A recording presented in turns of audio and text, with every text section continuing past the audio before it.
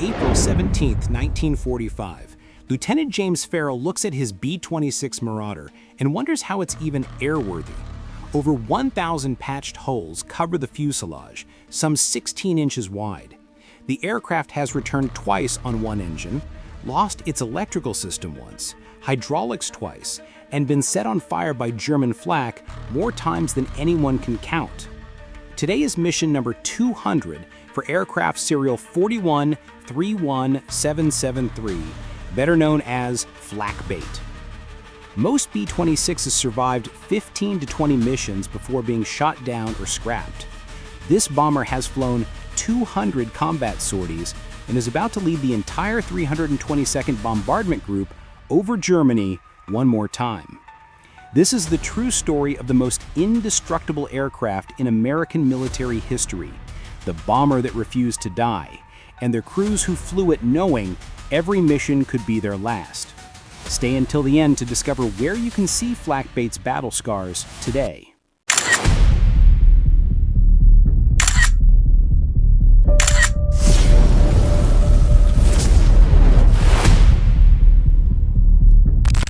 In January 1939, the United States Army Air Corps issued Circular Proposal 39640 to aircraft manufacturers.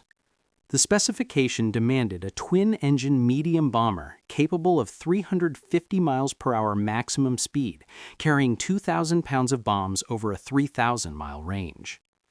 These requirements were extraordinarily aggressive for 1939 technology. Most existing bombers flew barely over 200 miles per hour. Glenn L. Martin Company's chief engineer, Peyton M. Magruder, accepted the challenge. His design featured a high-speed wing with exceptionally high wing loading, the amount of weight supported per square foot of wing area. This created a fast, efficient aircraft at cruising speed, but required very high takeoff and landing speeds. The Army Air Corps wanted the B-26 Marauder so badly, they ordered 201 aircraft in September 1939 before the first prototype even flew. The first production B-26 flew on November 25, 1940. Problems emerged immediately. The high wing loading meant landing speeds exceeded 120 miles per hour, far faster than pilots were accustomed to. The nose gear, stressed by these high-speed landings, failed repeatedly. Early accidents created a grim reputation. Pilots began calling the B-26 the Widowmaker, Flying Coffin, and worst of all, the Baltimore Whore, a crude reference to the Martin factory location in Baltimore and a pilot saying the aircraft had no visible means of support, referring to its small wings. The 22nd Bombardment Group at Langley Field, Virginia, received the first Marauders in February 1941. Training accidents mounted. Inexperienced pilots, unfamiliar with high-performance aircraft, struggled with the B-26's unforgiving flight characteristics. The aircraft demanded constant attention during takeoff and landing. Any lapse in concentration or technique resulted in disaster. Crews developed a dark joke, "One a day in Tampa Bay," referring to training accidents at MacDill Field in Florida. Despite its reputation, the B-26 incorporated revolutionary features. Self-sealing fuel tanks prevented fires when punctured by bullets or shrapnel. Power-operated gun turrets provided better defensive firepower than manual mounts. Advanced manufacturing techniques included the first all-plastic aircraft nose, heat-treated aluminum sheets, and innovative projection methods for part dimensions. The B-26 pushed aviation technology boundaries in ways that influenced aircraft design for decades. By April 1943, when Martin's Baltimore factory completed B-26 B-25MA serial number 4131773, production had reached full stride. Over 5,000 Marauders would eventually roll off assembly lines. This particular aircraft looked identical to hundreds before and after it. Nothing suggested it would become the most famous bomber of World War II, surviving more missions than any other American aircraft in the conflict. Its destiny awaited in England with the 322nd Bombardment Group. In early July 1943, B-26 serial number 4131773 arrived at Andrews Field in Essex, England, assigned to the 449th Bombardment Squadron of the 322nd Bombardment Group. The aircraft received squadron code PNO and was assigned to First Lieutenant James J. Farrell, a pilot known to his crew as the Boss. Farrell and his 5-man crew co-pilot, bombardier, radio operator gunner, waist gunner, and tail gunner examined their new bomber. Military tradition holds that aircrew name their aircraft, creating personal connection and unit pride. Farrell consulted his crew about what to call their B-26. During these discussions, Farrell remembered his brother's nickname for their family dog, Flak-Bait. Given that their bomber would be flying through intense German anti-aircraft fire, called flak by Allied aircrews, the adaptation was obvious and darkly humorous. Flak-Bait perfectly captured the gallows humor of men flying into danger every mission. Sergeant Ted Simonitis, an assistant crew chief who painted nose art for the squadron, applied the name to the aircraft's forward fuselage. The simple black lettering Flak-Bait became one of the most iconic markings in aviation history. The crew didn't know their bomber would live up to its name spectacularly, attracting more enemy fire than perhaps any other American aircraft while somehow surviving every hit. Flak-Bait's first mission came on July 29, 1943, a diversionary sweep across the English Channel to a point off Le Tréport in Normandy. 4 such diversionary missions would be flown by the 322nd, intended to draw German fighter attention away from main bombing forces. These missions were dangerous despite not dropping bombs. German fighters and coastal flak batteries enthusiastically engaged any Allied aircraft within range. The bomber's first combat mission carrying weapons occurred on August 4, 1943, when First Lieutenant Howard Smythe's crew flew Flak-Bait against shipyards near Le Tréport in Normandy. Shortly after crossing the English coast, hydraulic pressure dropped and the propeller pitch mechanism failed. Flak-Bait dropped out of formation, trailing the other bombers over the target, escorted by Spitfires, but unable to release its 500-pound general-purpose bombs. The bombs were jettisoned over the sea during the return journey. It was an inauspicious combat debut. August 16, 1943, brought Flak-Bait's real battle. Farrell's crew flew the bomber as part of a 36-aircraft formation attacking the German airfield at Beaumont-le-Roger just north of Paris. While on the bomb run, 11 Messerschmitt Bf-109s and Focke-Wulf FW-190s attacked the formation head-on. Staff Sergeant Norman E. Thielen, Flak-Bait's tail gunner, fired at approaching enemy fighters but registered no confirmed hits. Escorting Spitfires quickly drove the German fighters away, possibly shooting down the FW-119 Thielen had engaged. Flak-Bait had survived its first fighter engagement. Through late 1943 and into 1944, Flak-Bait flew mission after mission. Farrell and his crew completed 70 of the bomber's first 130 missions, an extraordinarily high number for any crew. Most bomber crews rotated through different aircraft depending on availability and maintenance status. That Farrell's crew flew Flak-Bait so consistently suggests the aircraft developed a reputation for reliability and luck. The 322nd Bombardment Group typically flew in 6-ship formations as part of 54 aircraft attacks. Targets included airfields, marshalling yards, bridges, highway junctions, supply depots, and coastal gun batteries. On bombing runs at 180 miles per hour, the squadron's lead bombardier would aim using his Norden bomb sight. When crews saw the lead ship's bombs fall, the entire formation released their ordnance, saturating the target area. German anti-aircraft defenses were formidable and constantly improving. The famous 88mm flak gun could fire shells to over 30,000 feet. When shells exploded near aircraft, they fragmented into thousands of high-velocity shrapnel pieces. Even small fragments could puncture fuel tanks, sever hydraulic lines, damage control surfaces, or wound crew members. Larger pieces could destroy engines, tear off sections of wings or tail, or create catastrophic structural failures. Flak-Bait began accumulating damage. Every mission brought new holes. Ground crews patched them with aluminum plates riveted over the damage. As missions mounted, so did patches. The bomber's aluminum skin became a patchwork quilt recording every close call. Some patches covered holes 16 inches in diameter, where large shrapnel chunks had torn through the thin aluminum. Crew members joked that Flak-Bait was held together more by patches than original metal. On October 11, 1943, Flak-Bait scored its only confirmed aerial victory. Staff Sergeant Donald L. Tyler, the flight engineer and upper turret gunner, engaged a Focke-Wulf FW-190 fighter during a mission. Tyler's 50 caliber machine guns found their mark, and the German fighter went down. A small swastika was painted on Flak-Bait's nose, alongside the bomb symbols representing completed missions, marking this rare achievement for a medium bomber. Despite mounting damage, Flak-Bait's reliability impressed everyone. Technical Sergeant Charles Thompson, the crew chief, and his assistant, Staff Sergeant Claire Goodrich, performed miracles keeping the bomber airworthy. After each mission, they inspected every system, replaced damaged components, patched new holes, and ensured Flak-Bait would be ready for the next sortie. Their dedication and skill kept the bomber flying when lesser mechanics might have declared it beyond repair. As Flak-Bait's mission count climbed past 50, then 75, then 100, its legend grew. Other bombers in the 322nd were shot down or damaged beyond repair. Air crews rotated out after completing their required mission tours, but Flak-Bait kept flying. The bomber developed a reputation for bringing crews home regardless of damage sustained. Twice, Flak-Bait returned to base on a single engine. Losing an engine was terrifying.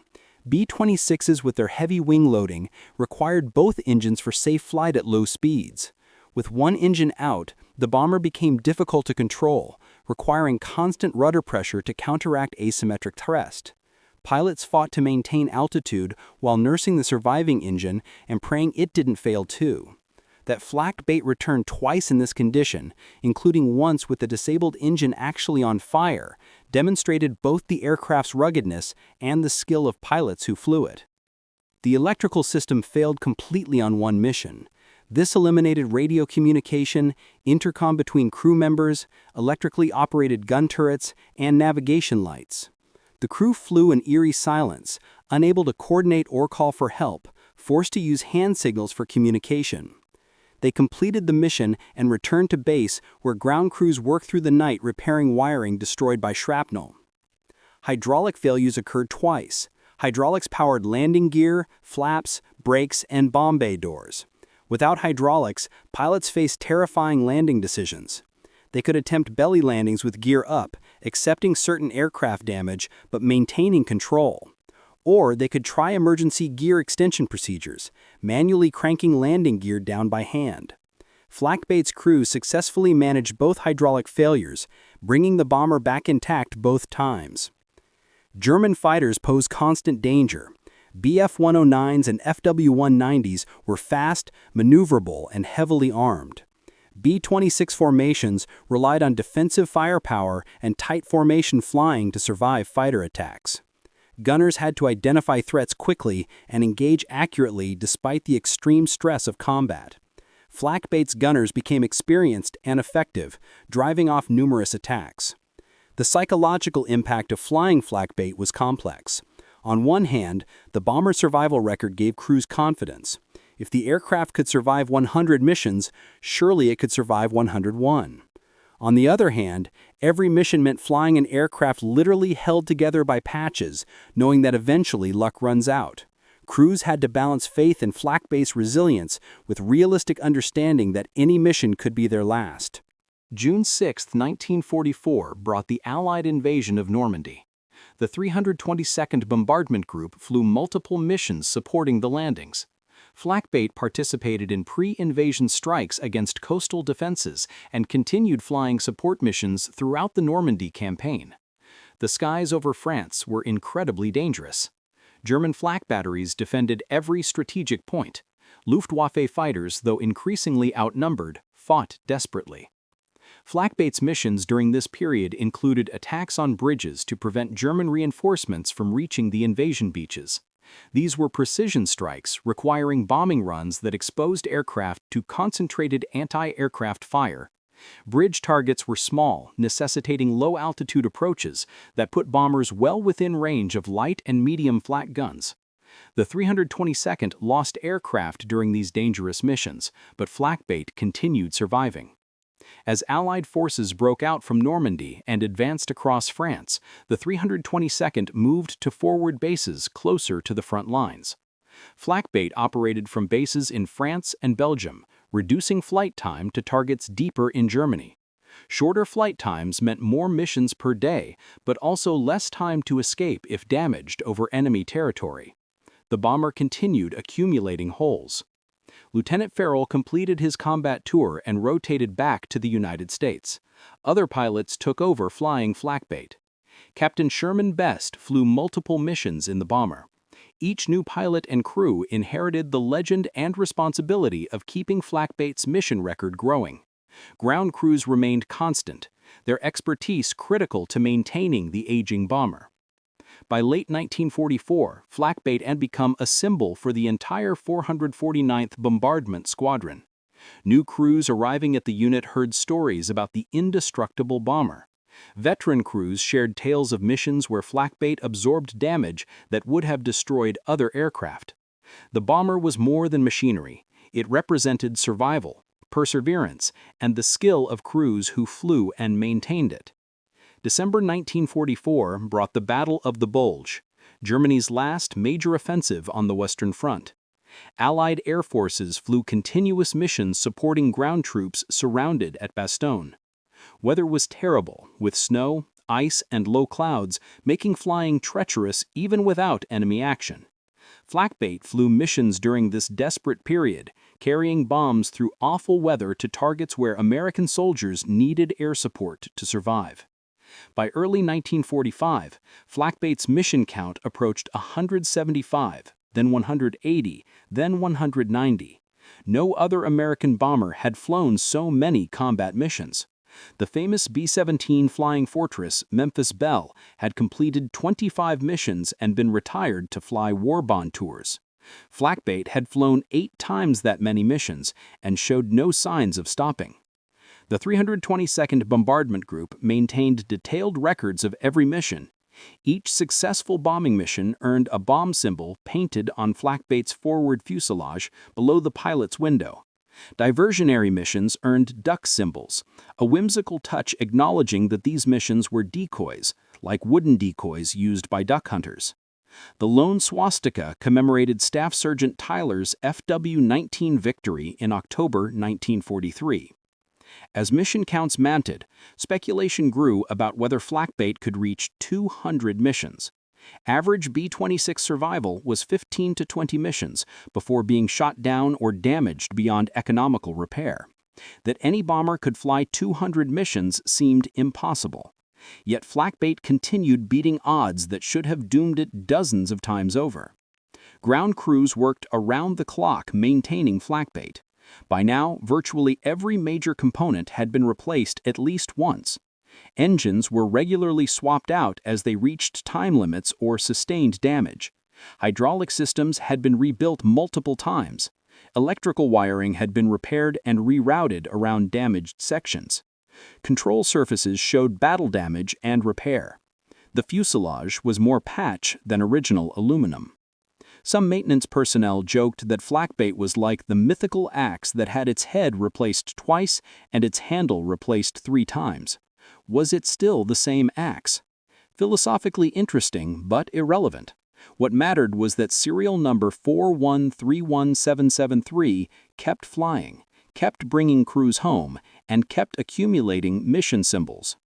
Crews who flew Flak-Bait on missions approaching 200 understood they were making history. Each mission became an event, with squadron personnel watching takeoffs and landings with special attention. Would this be the mission where Flak-Bait's luck finally ran out? Would German flak or fighters finally destroy what seemed indestructible? April 17, 1945. The war in Europe was clearly ending. Allied forces had crossed the Rhine and were advancing deep into Germany. Soviet armies approached Berlin from the east. German resistance, though still fierce in places, was collapsing. Victory was weeks away, but men were still fighting and dying, and bombers still flew missions. At Kalut Airfield in Belgium, ground crews prepared Flak-Bait for its 200th combat mission. The occasion was significant enough that Flak-Bait would lead the entire 322nd Bombardment Group on this mission. The target was Magdeburg, Germany, an industrial city that still contained military targets worth bombing despite the war's imminent end. The crew for Mission 200 included pilots who had flown Flak-Bait on previous sorties. They understood the bomber's quirks, its characteristics, the way it handled after so much battle damage and repair. They climbed aboard through the belly hatch, took their stations, and began pre-flight checks. Everything had to work perfectly for this historic mission. At the appointed time, Flak-Bait's engines coughed to life. The distinctive sound of Pratt & Whitney R2800 radial engines filled the air. Propellers bit into the air as the bomber taxied to the runway. Other B-26s of the 322nd fell in behind Flak-Bait, forming up for the mission. When cleared for takeoff, Flak-Bait accelerated down the runway, the pilot carefully managing throttles and keeping the bomber straight despite high takeoff speed. The formation climbed to bombing altitude and turned toward Germany. Hours passed as the bombers droned eastward. Crew members scanned skies for enemy fighters, though Luftwaffe opposition had diminished dramatically by April 1945. The real danger remained flak. German anti-aircraft batteries continued fighting with determination, despite the hopeless strategic situation. Approaching Magdeburg, the formation entered flak zones. Black puffs of exploding shells appeared around the bombers. Shrapnel rattled against aluminum fuselages. Flak-Bait, leading the formation, flew through the heaviest fire. Explosions rocked the bomber. Shrapnel punched new holes in already patched skin. But Flak-Bait held together, maintained formation, and reached the bomb release point. Bombs away! The bombardier's call signaled bomb release. Flak-Bait's bombs tumbled toward Magdeburg below. Behind, other bombers of the 322nd released their ordnance. The formation turned away from the target, still under fire. More shrapnel hits. More holes. But all engines continued running. Controls responded. Flak-Bait was flying home for the 200th time. The return flight seemed longer than the outbound journey. Crew members counted minutes until they crossed into Allied-controlled territory. Finally, the formation descended toward Le Couleau. Flak-Bait entered the traffic pattern, extended landing gear, and touched down. The bomber rolled to its parking spot where ground crews and squadron personnel waited. As Flak-Bait's engines shut down and propellers spun to a stop, the crew emerged from the aircraft to cheers and congratulations. They had just completed the 200th combat mission for an American bomber, a record that stood unmatched except for a single British RAF Mosquito. Camera crews documented the moment. The crew posed with Flak-Bait, the veteran bomber showing every one of its 200 missions in patched aluminum skin. Colonel Thomas B. Hall, commander of the 322nd Bombardment Group, spoke about the achievement. 200 missions are a lot for any ship, but Flak-Bait carried her age well. The statement captured both the milestone's significance and the remarkable condition of an aircraft that by all logic should have been destroyed long ago. Flak-Bait didn't stop at 200 missions. The bomber flew additional sorties in the war's final weeks. Mission 201, 202, and beyond. The exact final count became subject to historical debate due to discrepancies in records, but conservative estimates place Flak-Bait's total at 206 or 207 missions, including diversionary flights. The very last mission occurred on May 1, 1945, just days before Germany's surrender. One final strike against German garrison forces still holding out. One more trip through hostile skies. One more successful return. Then on May 8, 1945, Germany surrendered unconditionally. The war in Europe was over. Flak-Bait's combat career ended with a record that would never be matched by another American bomber. After VE Day, the question became what to do with Flak-Bait. The bomber was famous, historically significant, and irreplaceable. Army Air Force's leadership decided Flak-Bait must be preserved.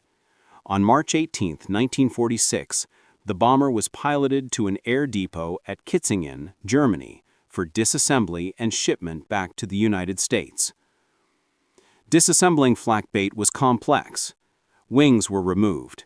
Fuselage sections were carefully separated. Every piece was marked for reassembly. Workers documented the over 1,000 patched holes covering the aircraft. These weren't just repairs, they were historical evidence of the bomber's incredible combat record. Each patch told a story of a mission survived, shrapnel deflected, crew brought home. The disassembled bomber was shipped to the United States in 1946.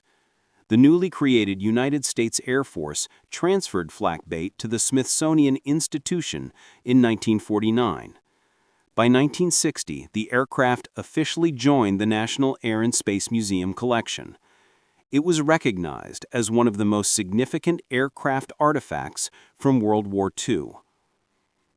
In 1976, when the National Air and Space Museum opened its building on the National Mall in Washington, D.C., Flak-Bait's forward fuselage section went on display in the World War II Aviation Gallery.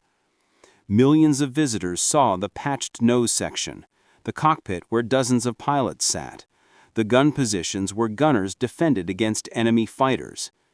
The mission symbols painted below the pilot's window told Flak-Bait's remarkable story. The remainder of the aircraft, wings, rear fuselage, tail section, remained in storage at the Paul E. Garber Preservation, Restoration, and Storage Facility in Maryland.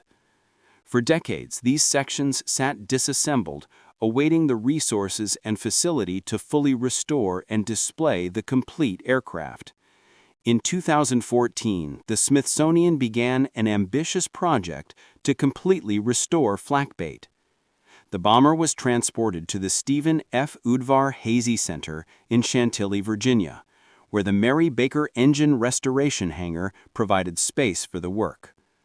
The restoration aimed not to return Flak-Bait to factory-new condition, but to preserve its authentic battle-worn appearance, including all those patched holes. The restoration of Flak-Bait posed unique challenges. Previous conservation work in the 1970s had covered much of the bomber's original paint and markings. Conservationists used ultraviolet and infrared photography to see beneath layers of newer paint to the original wartime finish. These techniques revealed fascinating details, including handwritten signatures of crew members on the co-pilot side that had been painted over decades earlier. Removing the overpaint required painstaking work. Conservationists used organic solvents carefully applied to preserve underlying original paint while removing later additions. Each square inch had to be treated individually. Areas with crew signatures received extra care to prevent damage to these irreplaceable historical markings.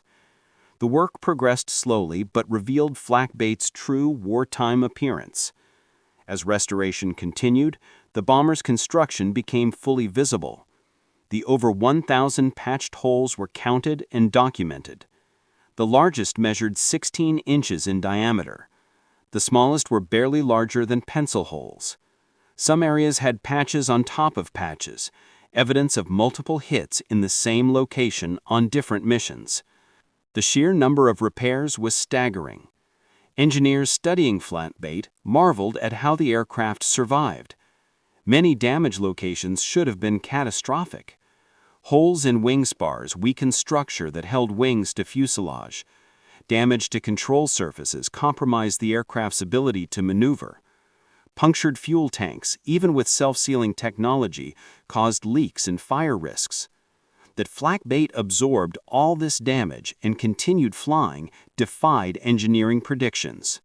The answer lay partly in B-26 design robustness and partly in exceptional maintenance. The Marauder, despite its dangerous early reputation, was fundamentally sound. Powerful engines provided enough excess power to compensate for battle damage. Redundant systems gave backup capability when primary systems failed. Structural strength exceeded minimum requirements, providing margin for damage. But equally important were ground crews who kept Flak-Bait airworthy. Crew chiefs like Technical Sergeant Charles Thompson and his assistant Staff Sergeant Claire Goodrich performed miracles. After missions that left other aircraft permanently grounded, they patched holes, replaced damaged components, and signed off that Flak-Bait was ready to fly again. Their skill, dedication, and probably some creative rule-bending kept the bomber operational.